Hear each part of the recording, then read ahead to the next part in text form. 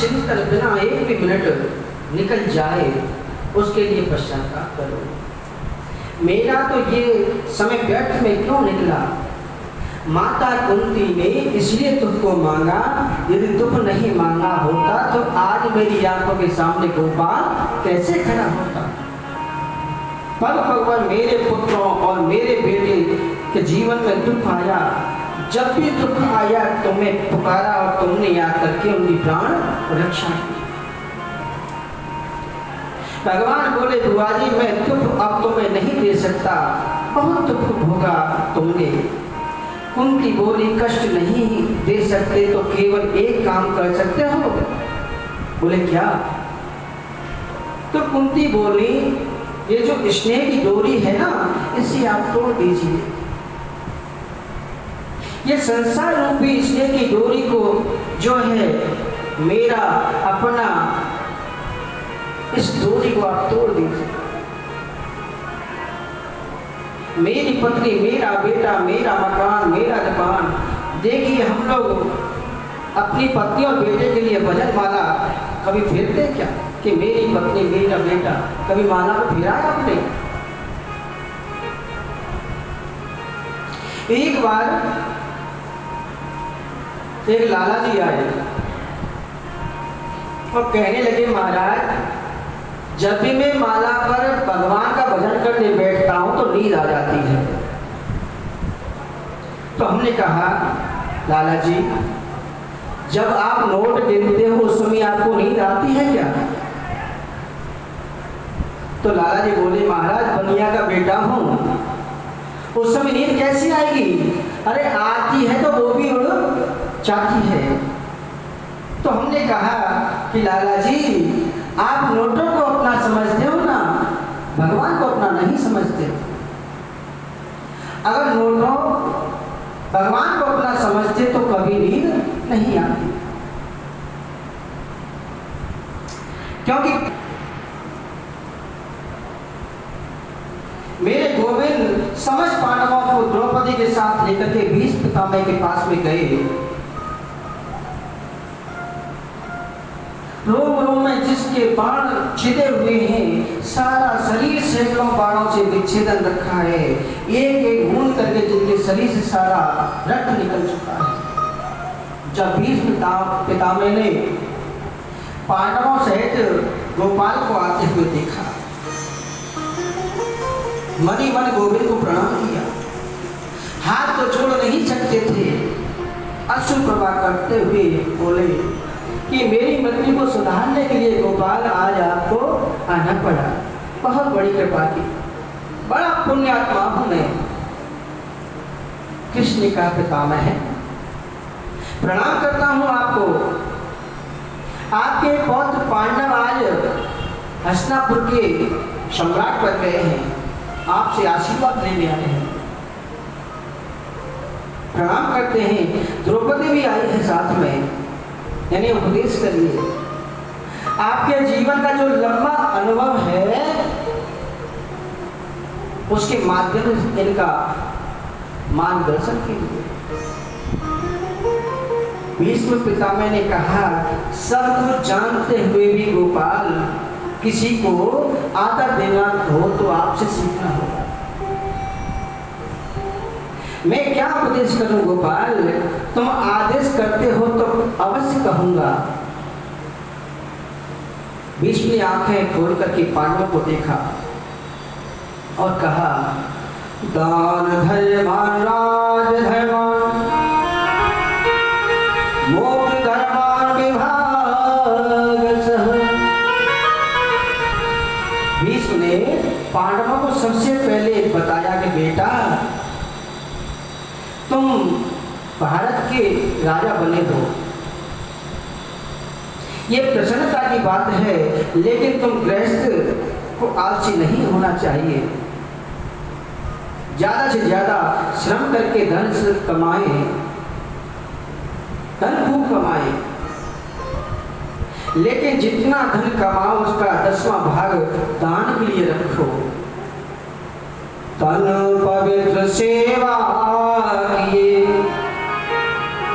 धन पवित्र कर दान,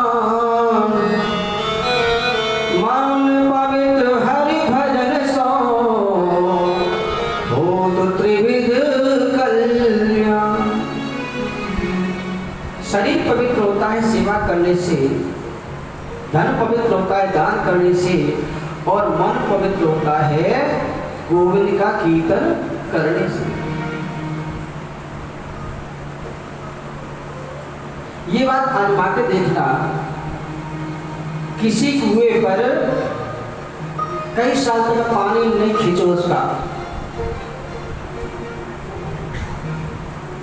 और 10-5 साल बाद आप कुएं के पास जाओगे तो उसमें दुर्गंध आने लग जाती है। ऐसे जो हम धन कमाते हैं, अगर वो इकट्ठा करते करते करते रहे तो उसमें भी विकृति आ जाती है, कोई न कोई बीमारी लग जाती है। चाहे कोर्ट केस हो, चाहे बीमारी हो, कुछ भी हो, किसी न किसी माध्यम से उधर निकल जाए। अगर उसमें से कुछ दसवां हिस्सा दान करने के लिए रहेंगे तो उसमें कभी विकृति नहीं आएगी, कुछ न कुछ जरूर देना चाहिए। गरीब कन्याओं का विवाह के लिए भी आप उनकी मदद कर सकते हैं। कहीं विद्यालय गुरुकुल बन रहा हो, वहाँ पर आप धन दे करके मदद कर सकते हैं। भूखे लोगों को भोजन करा के आप उनकी मदद कर सकते हैं। दान शब्द जहाँ आता है, दान केवल ब्राह्मण के लिए ही दिया जाता है।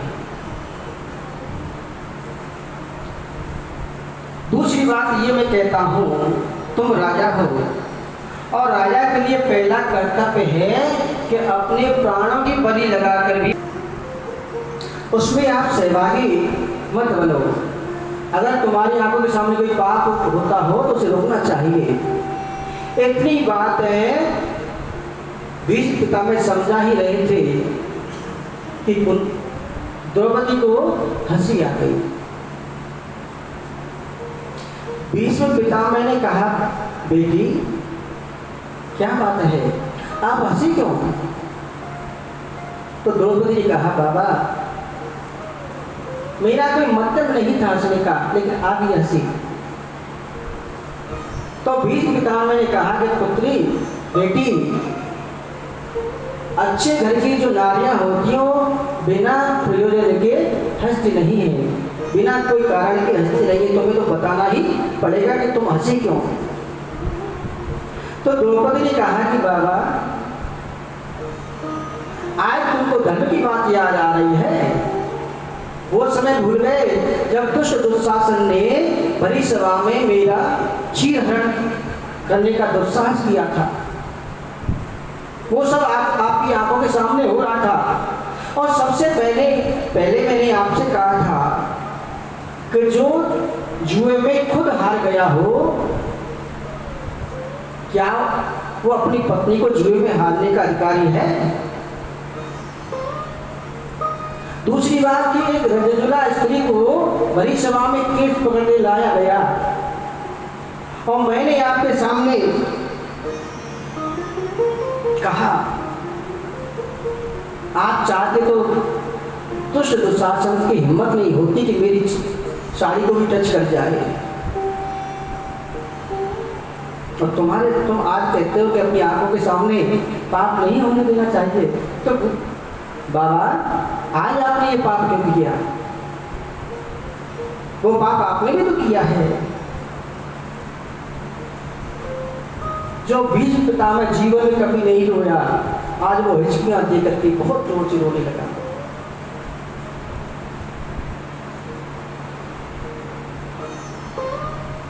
द्रौपदी से बोले, बेटी तुम सत्य कहती हो, मैं वही अभागा भीष्म हूँ जिसकी आंखों के सामने तुम्हें निर्वस्त्र किया गया जा रहा था। परंतु बेटी क्या तुम जानती हो, जिनकी आंखों के सामने तुम्हें निर्वस्त्र किया जा रहा था, आज 54वां दिन है बाणसिया पर लेटे हुए। 2000 वृक्षों को काटने से जो पीड़ा होती है वो मुझे इन बाणों से होती। बेटी मैंने दुर्योधन का दूषित अन्न खाया था, इसलिए मेरी बुद्धि मलिन हो गई। मुझे इच्छा मृत्यु का वरदान है, मुझे कोई नहीं मार सकता। अर्जुन की क्या हिम्मत है जो मुझ पर मुझे मार दे। 54 दिन से पांडवों की सैया पर पड़ा हूँ मैं, और एक एक बूंद करके पूरा रक्त मेरे शरीर से निकल गया है। आज मेरा शरीर शुद्ध हो गया है, मेरी बुद्धि भी शुद्ध हो गई है। दुर्योधन के दूषित अन्न से बना रक्त अब सब निकल गया है। मुझे मेरे पूर्व जन्मों की बात याद है कृष्ण, मैंने कभी पाप नहीं किया था। 124 जन्मों की मुझे याद है कि मैंने कोई पाप कर्म नहीं किया था। फिर ये बाणों की सैया मुझे क्यों मिली? किसने कहा कि तुमने कोई पाप नहीं किया, इसलिए तो तुम्हें दर्शन देने के लिए मैं आ गया हूँ। पर तुमने पाप होते देखा है, इसलिए तुम्हें बाणों की सैया पर सोना पड़ा है। तुम चाहते तो पाप को रोक सकते थे, तुम चाहते तो उसे रोकने की शक्ति भी रखते थे। उसी पाप का प्रायश्चित मैं कर रहा हूँ गोपाल। असली बात तो यह है कि दुष्ट दुर्योधन का दूषित अन्न खाने से मेरी बुद्धि बिगड़ गई थी। मुझे क्षमा कर दो। पांडवों को उपदेश किया और द्रौपदी के चरण पकड़ के कहा, बाबा आपके मन को कष्ट देने का मेरा कोई मंतव्य नहीं था। भीष्म ने चारों तरफ से अपने मन को हटाया और गोपाल के चरणों में मन को लगाया कि अब 2-4 बातें गोपाल से भी कर लेने दो।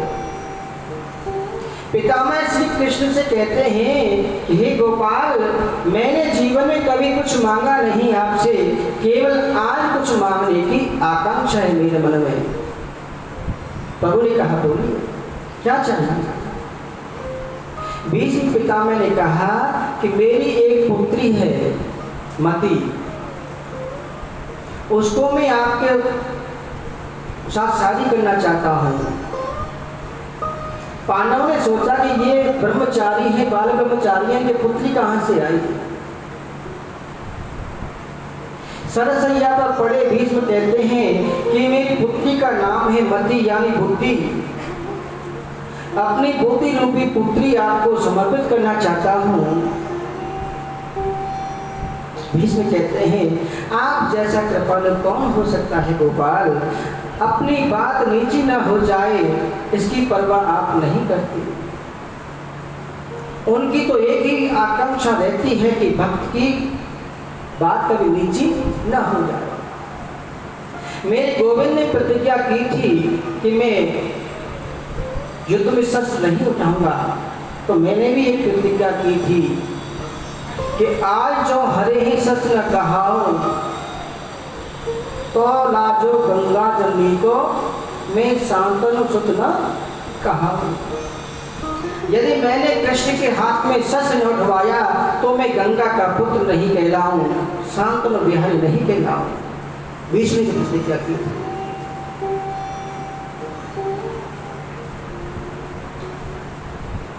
भीष्म पिता ने ऐसी बाणों की वर्षा की कि भगवान को अपनी प्रतिज्ञा तोड़नी पड़ी। परमात्मा यदि अपनी प्रतिज्ञा तोड़ दे तो प्रलय हो सकता है, सारी सृष्टि प्रलयकारी समुद्र में डूब सकती है, पृथ्वी कांपने लगी।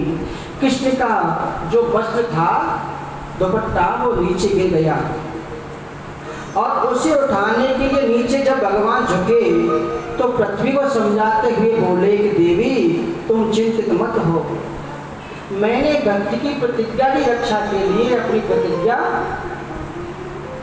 तोड़ रहा हूं। अपनी प्रतिज्ञा को तोड़ दिया मेरे गोविंद ने। भीष्म ने कहा, रथ का पहिया लेकर के मुझे मारने दौड़े आप। उस प्रकार आपकी झांकी लग रही थी जैसे कोई शेर किसी हाथी को मारने के लिए दौड़ रहा हो। आज वही झांकी आकर के मेरे हृदय में विराजमान हो जाए। मन की कोई कामना नहीं है। गोविंद ने पितामह से कहा कि आपको तो इच्छा मृत्यु का वरदान मिला हुआ है, आप तो हजारों वर्ष तक जीवित रह सकते हो। बीस ने कहा है केशव, अब जीने की कोई कामना नहीं है। इतनी सुंदर मृत्यु कभी किसी की हो सकती है क्या? देहांत काले तुम सामने हो, मुरली बजाते मन को लुभाते। देहांत काले तुम सामने हो, मुरली बजाते मन मुस्कुराते। देहांत काले तुम सामने हो, मुरली बजाते मन को लुभाते। देहांत काले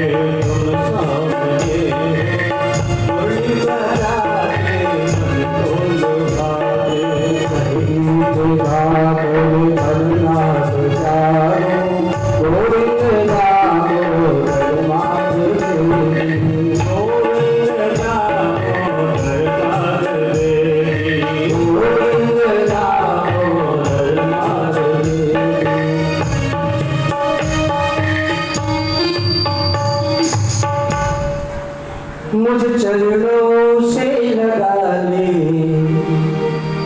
मेरे श्याम मुरली वाले।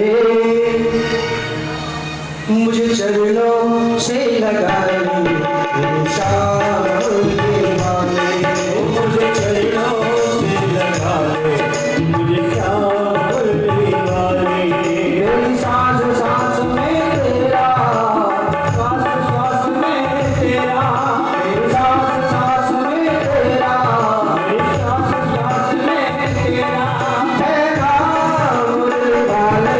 मुझे चरणों से लगा ले मेरे श्याम मुरली वाले।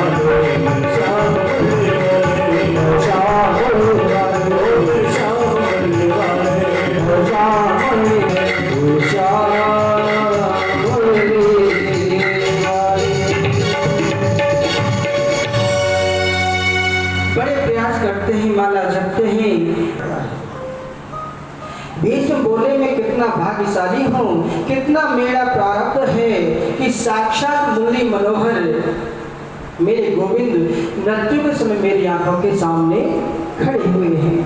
इससे सुंदर मृत्यु और क्या हो सकती है।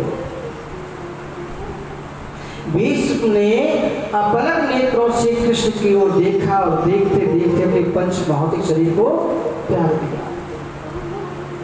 भीष्म की मृत्यु के पश्चात पांडव बड़ा रुदन करने लगे, हमारे पितामह चले गए।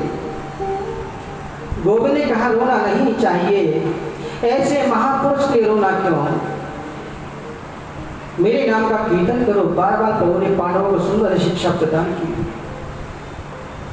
भीष्म पितामह इनका 12 भागवतों में नाम है। 12 जो भागवत हैं ना, उनमें एक नाम भीष्म जी का है। उनकी मृत्यु के उपरांत संस्कार पूरे किए पांडवों ने। पांडवों के सामने मेरे गोविंद बैठे हैं और पांडवों से बोले आप लोग वनवास पूरा हो गया, आपको राजगद्दी मिली, समाज में आपकी प्रतिष्ठा बढ़ी, अब मुझे जाने की आज्ञा दीजिए।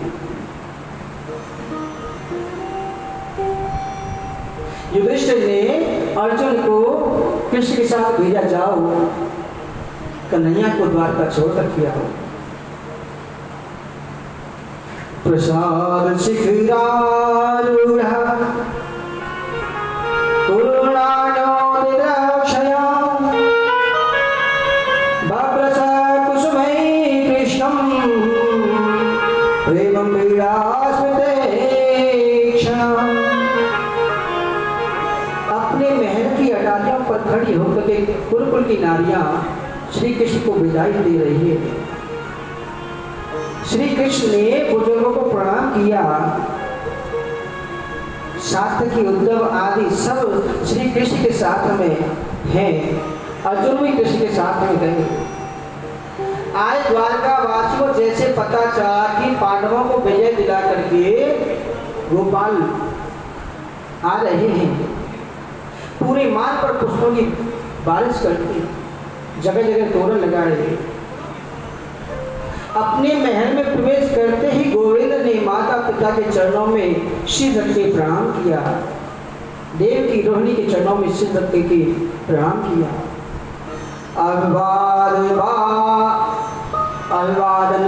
अभिवादनशीलस्य नित्यं व्रतोपसेन चत्वारि वर्धन्ते आयुर्विद्या यशोवरम्। आप बहुत ध्यान दें, जो अभिवादनशील होते हैं ना, हमेशा बड़ों को आदर करते हैं, प्रणाम करते हैं, उनकी 4 चीजें बढ़ती हैं, आयु, विद्या, यश और बल। माता पिता बाबा और उनकी आयु के समान हैं, उन सबको चरण स्पर्श करके प्रणाम करना चाहिए। ये बात अलग है, हम लोग बह गए हैं।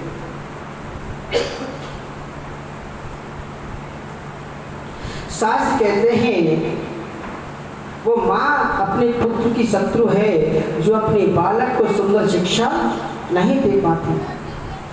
सुंदर शिक्षा तो होनी ही चाहिए पुत्र के लिए। सुंदर विचार उसके मन में बनाए। हनुमान चालीसा का पाठ घर में सबको पढ़ना चाहिए। बच्चा स्कूल जाता है तो कहना चाहिए चलो मंदिर में दर्शन करो, प्रणाम करो, अपने दादा दादी का चरण स्पर्श करो, प्रणाम करो। बच्चों के सामने कभी गलत नहीं बोलना चाहिए, नहीं कोई आचरण गलत करना चाहिए, क्योंकि बच्चे टू कॉपी वही करते हैं जो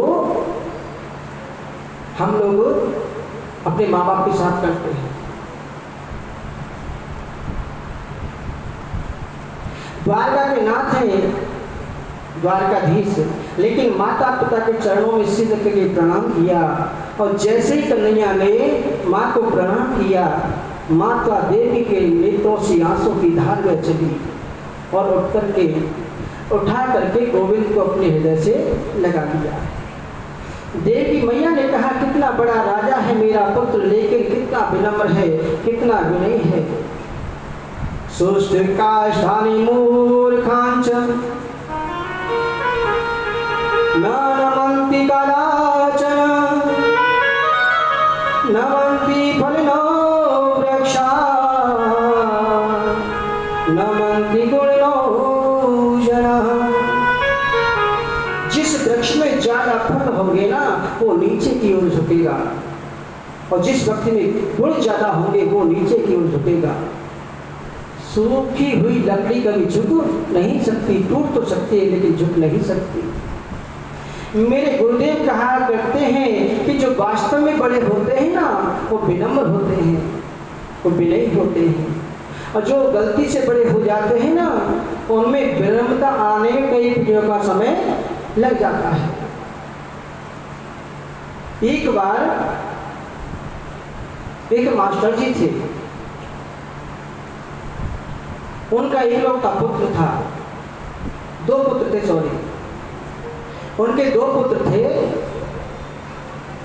तो उन्होंने अपने बच्चों को खूब पढ़ाया लिखाया। जब मास्टर जी रिटायर हो गए तो बच्चों को उच्च शिक्षा के लिए विदेश भेज दिया। अपना जो पूरे जीवन की कमाई बच्चों की पढ़ाई में लगा दी और शहर में रहने लगे।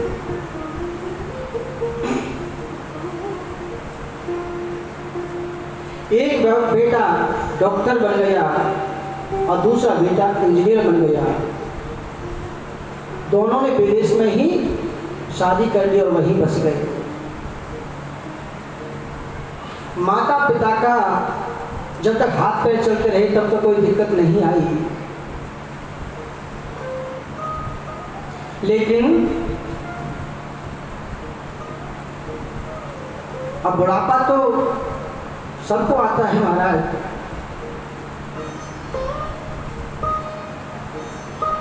बच्चों की जब भी याद आती माँ फोन करती थी तो बच्चे कहते माता जी अभी हम पे समय नहीं है।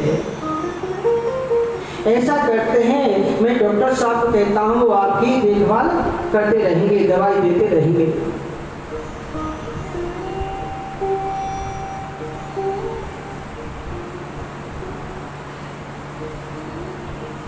दवाई देते रहेंगे।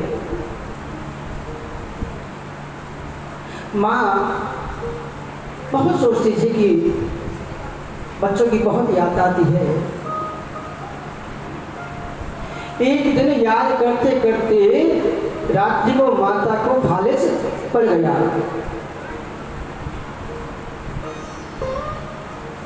आधा शरीर ने काम करना बंद कर दिया माता के लिए।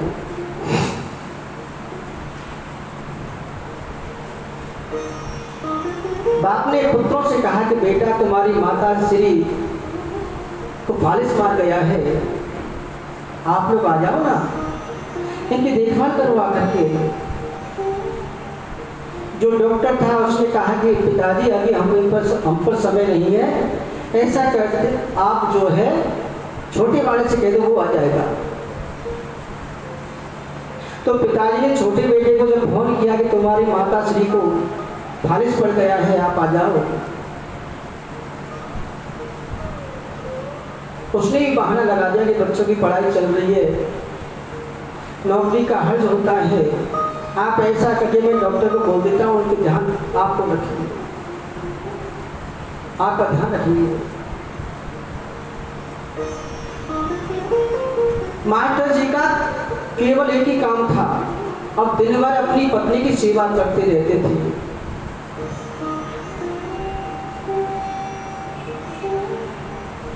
सुबह के नहलाना धुलाना सब काम करते थे उसका। समय गति से चलता रहा। एक बार सोते सोते मास्टर जी का भी देहांत हो गया। बगल के बेड पर पड़ी हुई है माता जिसको फालिस पड़ा हुआ था।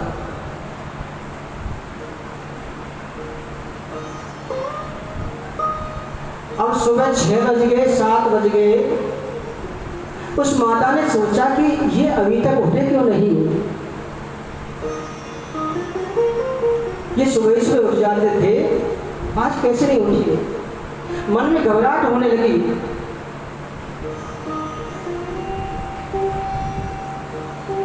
नौ बज गए, 10 बज गए, अब तो घबराहट बहुत तेज होने लगी कि कुछ हो तो नहीं गया। अब माँ पे चला तो जाता नहीं, बिस्तर पर पड़ी हुई है, बोल भी नहीं सकती,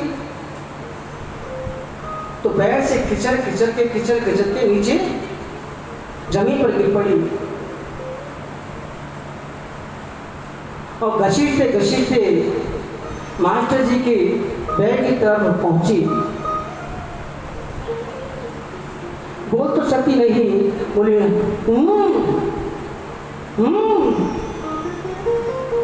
कोई आवाज नहीं आती। अब तो बार बार जब उन्होंने आवाज लगाई, कोई जवाब नहीं आया,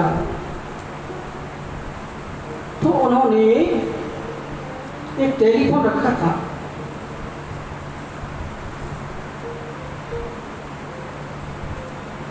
हाथ काम करते नहीं थे, तो रिडायल बटन पर उनका उंगली दब गई, तो फोन जो है पड़ोसी को मिल गया।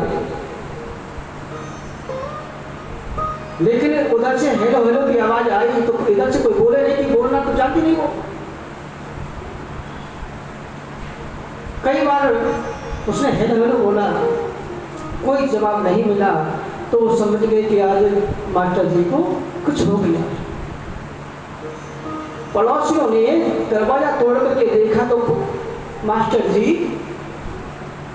पेड़ पर मरे पड़े हैं और उनके नीचे वो माता श्री भी याद करते करते उनका भी प्राणांत हो गया।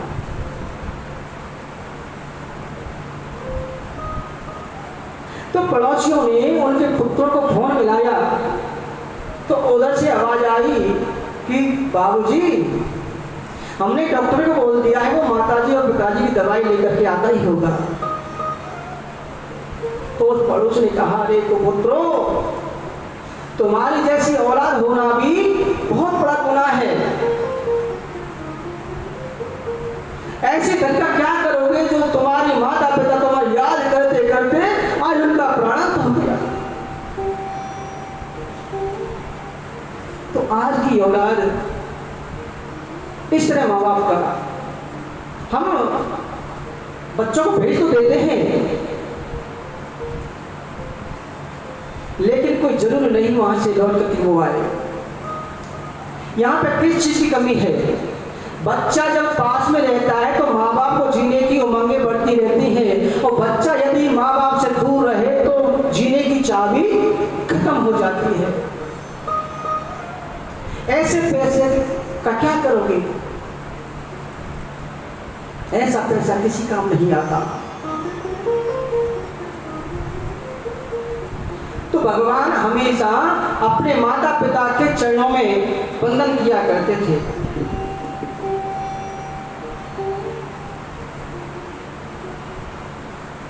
कृष्ण चित्त ले गए द्वारका, और मेरे प्रभु ने जिस बालक को गर्भ में रक्षा की थी, उस बालक ने आज हस्तिनापुर में जन्म ले लिया।